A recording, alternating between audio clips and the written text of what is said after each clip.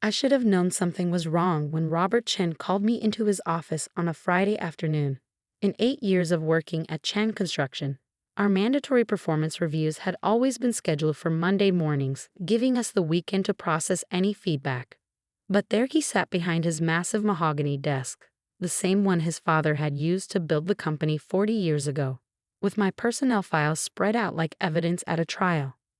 "Jennifer, have a seat," he said without looking up from the papers. His voice carried that particular tone I learned to recognize over the years, the one that meant he'd already made a decision and was simply going through the motions of justifying it. I settled into the leather chair across from him, smoothing my blazer and placing my portfolio on my lap. After 8 years as the company's senior project manager, I knew these meetings by heart.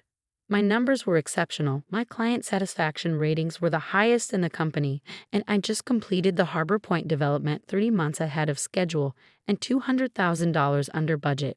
This should have been a celebration of my promotion to partner, something Robert had been promising for the past 2 years. "I've been reviewing your performance metrics," Robert continued, finally meeting my eyes. At 62, he still cut an imposing figure, his silver hair perfectly styled and his custom suits impeccably tailored. "Your work has been adequate." Adequate. The word hit me like a slap.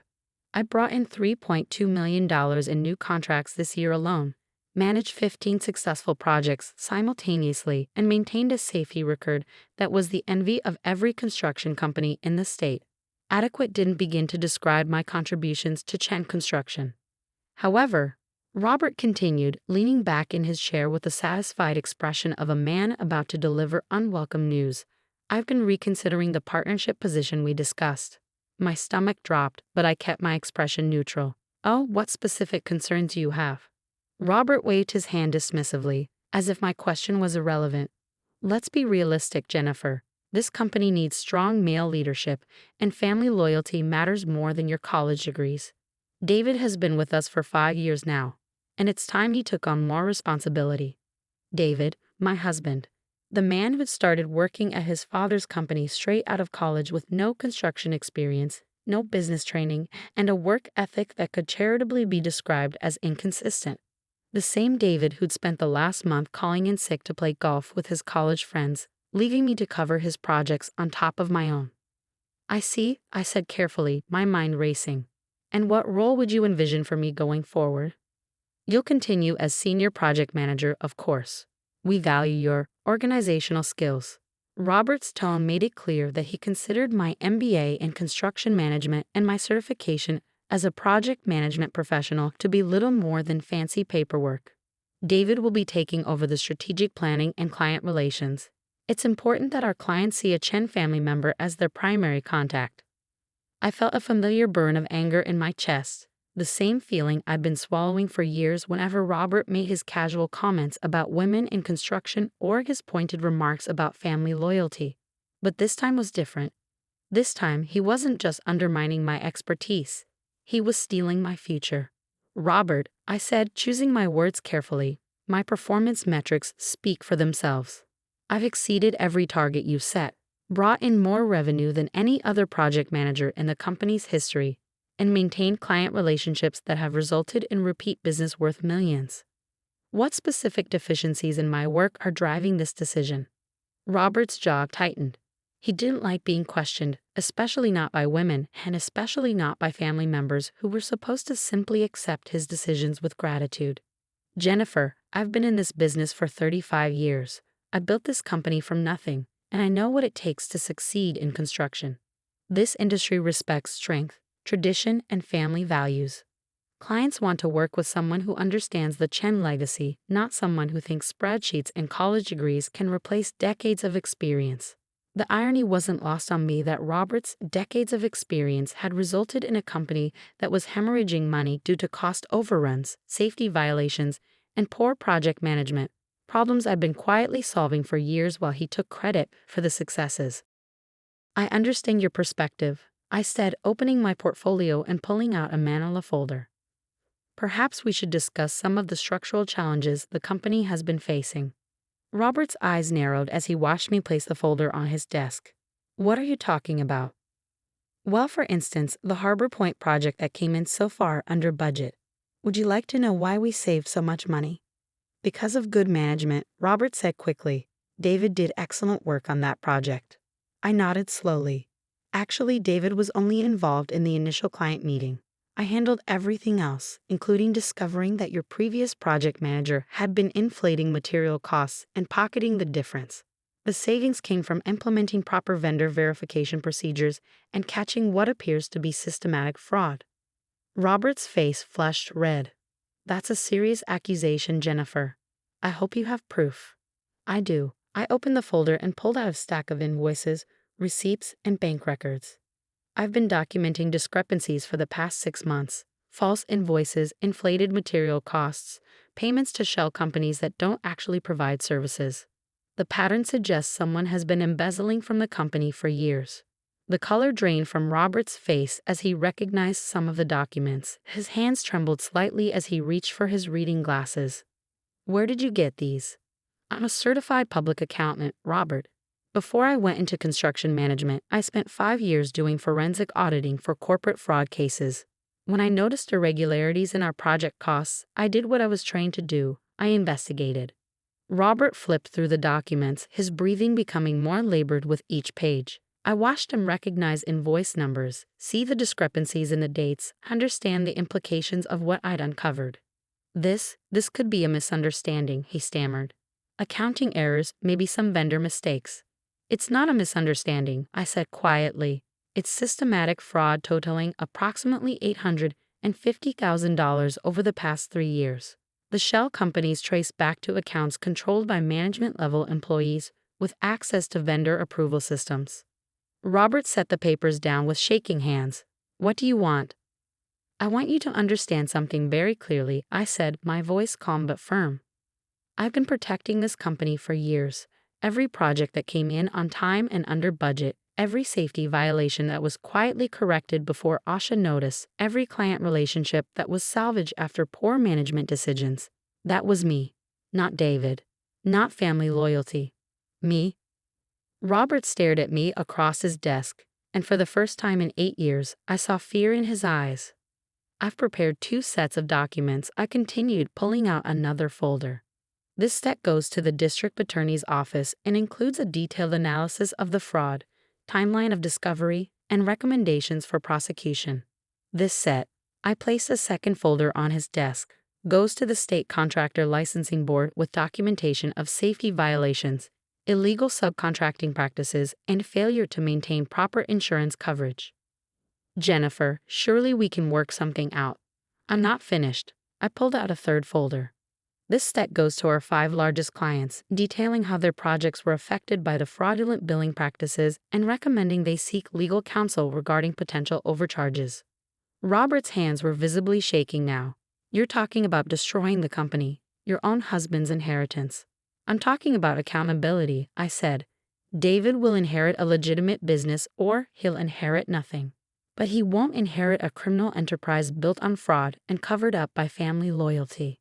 The silence stretched between us, broken only by the sound of traffic outside and the hum of the air conditioning.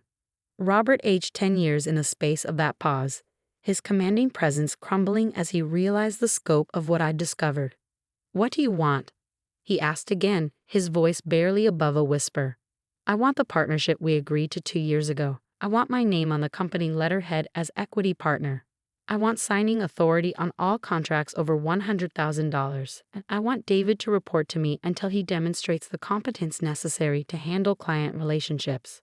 David will never accept that arrangement. David will accept whatever arrangement keeps him out of prison, I said calmly, because here's what you don't understand, Robert. I've been covering for his mistakes for 5 years. Every project he's touched has required intervention to prevent disaster. The Riverside Mall delay that cost us $300,000 in penalties.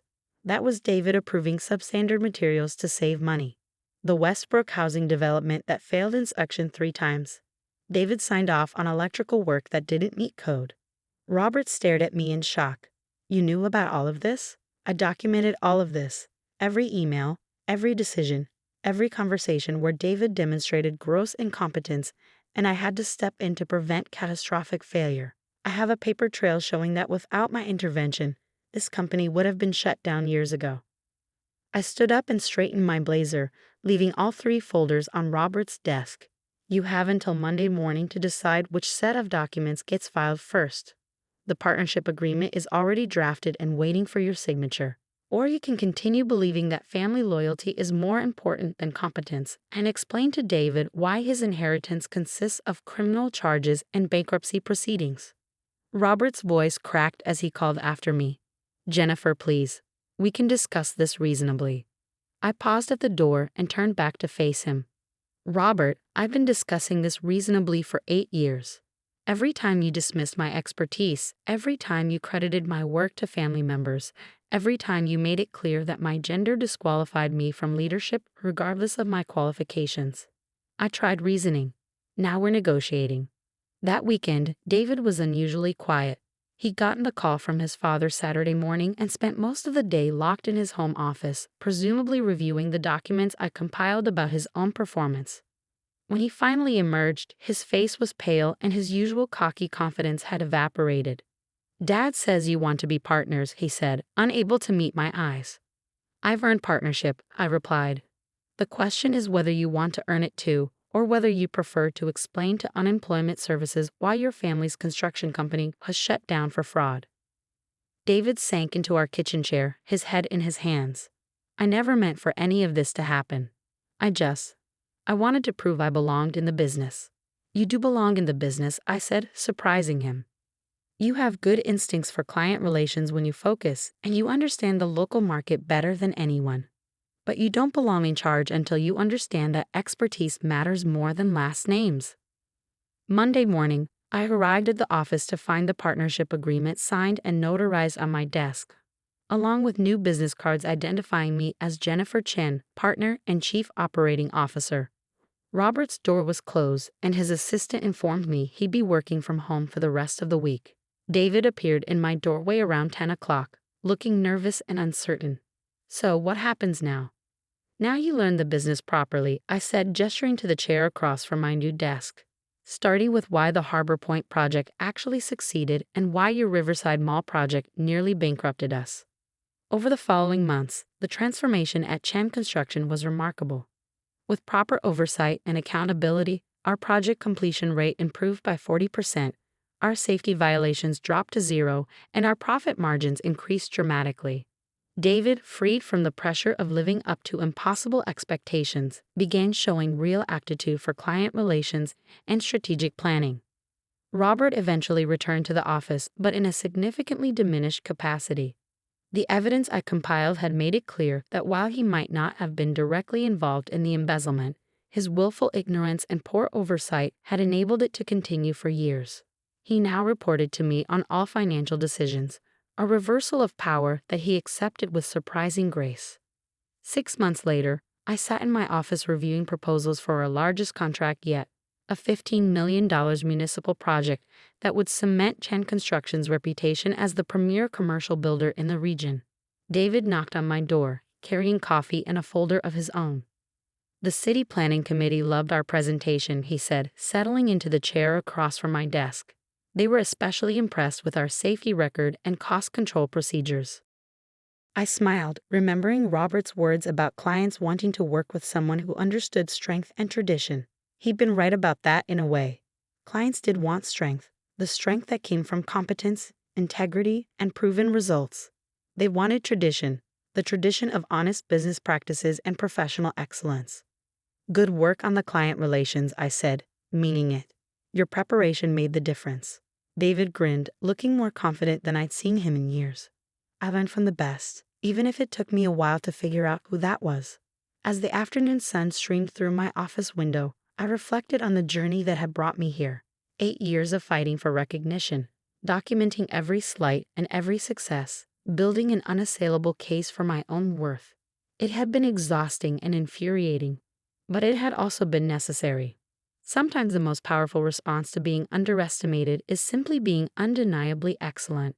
And sometimes, when excellence isn't enough, you have to be prepared to prove that competence and integrity matter more than family loyalty and traditional expectations. The company Robert built on handshake deals and old boy networks was gone. In its place stood Chen Construction as I'd reimagined it. Professional, profitable, and built on the radical idea that the best person for the job should actually get the job. And for the first time in 8 years, I was exactly where I belonged.